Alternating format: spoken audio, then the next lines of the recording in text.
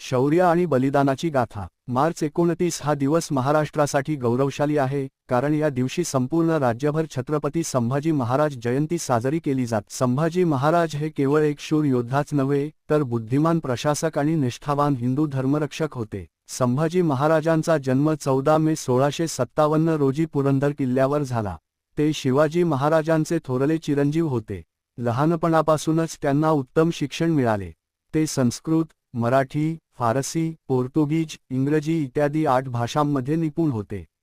त्यांच्यात लहानपणापासूनच नेतृत्वगुण आणि पराक्रम दिसत होते।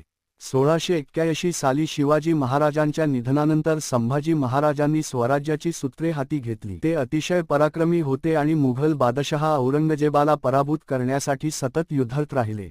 त्यांनी मराठा साम्राज्याच्या शत्रूंशी न डगमगता संघर्ष केला आणि आपल्या कुशल युद्धनीतीने मुघल, पोर्तुगीज आणि इंग्रजांना आव्हान दिले।